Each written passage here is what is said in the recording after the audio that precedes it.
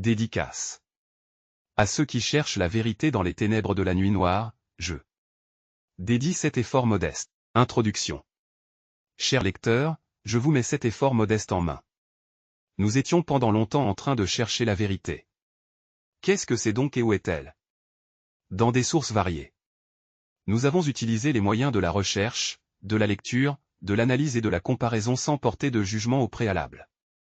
La conclusion finale de ma recherche se présente sous la forme du présent livre que je souhaite contient la chose que nous avons cherchée. Ce livre parle de la vérité. Laquelle? La vérité qui participe à rendre heureuse l'humanité. La vérité qui ne peut être ni vendue, ni achetée. Mais qui est accessible à tous les gens quelle que soit leur couleur ou leur forme, sans avoir suivi de procédure ou être muni de documents. Démarrons la lecture de ce livre. Peut-être que la vérité s'y présente.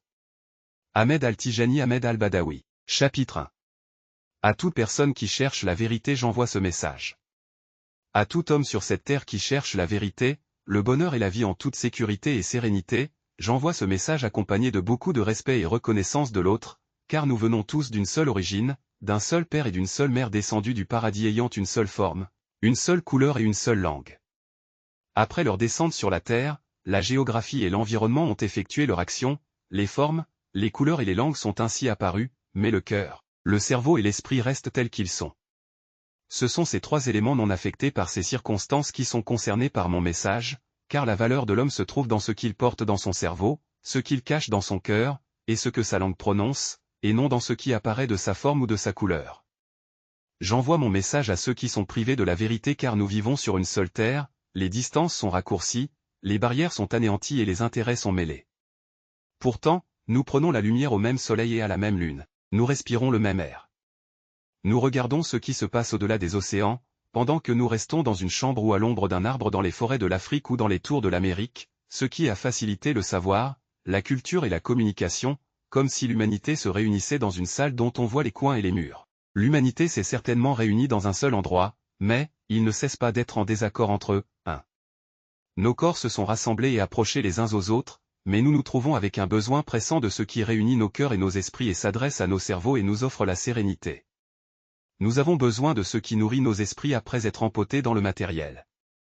Nous n'avons pas besoin de ce qui se passe aujourd'hui comme la confusion, le désordre, la tuerie, l'esprit de supériorité, l'orgueil, la provocation d'émeute, la convoitise et l'égoïsme.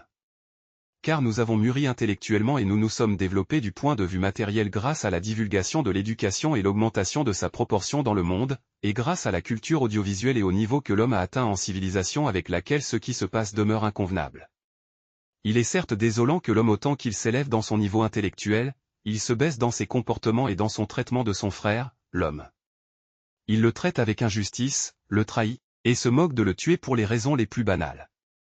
Il est donc scandaleux pour celui qui a inventé l'ordinateur et le téléphone mobile et a fondé le réseau Internet, a mis le pied sur la Lune, d'être incapable de constituer une vie digne pour lui-même, pour les êtres qui l'entourent et en particulier, pour son frère l'homme, une vie fondée sur la justice et l'équité qui ne distingue entre les gens qu'en fonction de ce qu'ils ont offert à l'humanité comme bonnes œuvres aidant à animer la Terre, résoudre ses problèmes, la faire éviter les guerres, les malheurs et les catastrophes.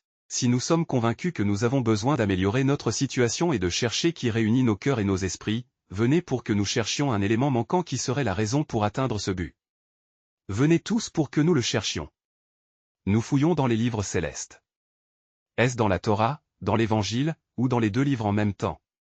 Où cet élément se trouve-t-il dans le Coran ou dans les théories des philosophes ou dans les opinions des intellectuels?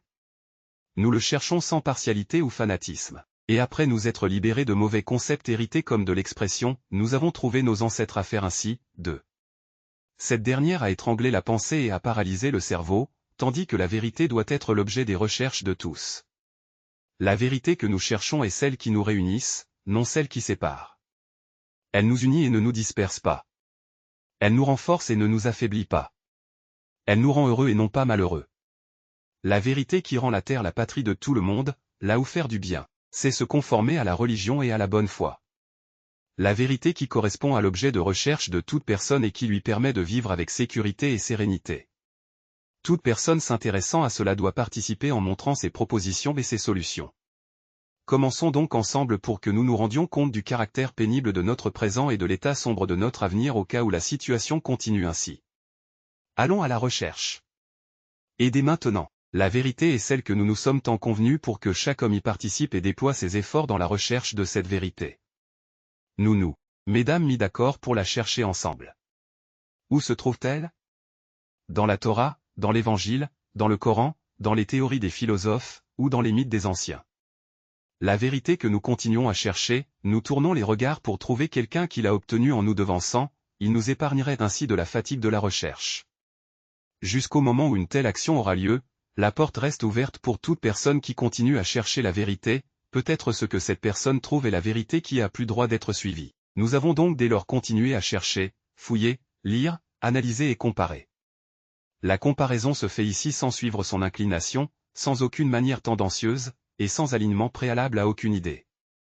Le bilan se présente dans cet article écrit que nous espérons contenir le but recherché et la vérité perdue. Cet écrit constitue un message que j'adresse à tous ceux qui continuent à chercher la vérité au milieu de ruines de l'oppression, de l'égarement, de la perte, de la confusion et du désordre dans lesquels vit et erre l'humanité. Peut-être celle-ci trouvait-elle un élément de sauvetage de ce marécage croupissant. Quel que soit donc l'endroit où on trouve la vérité, cette dernière est le but de tout le monde.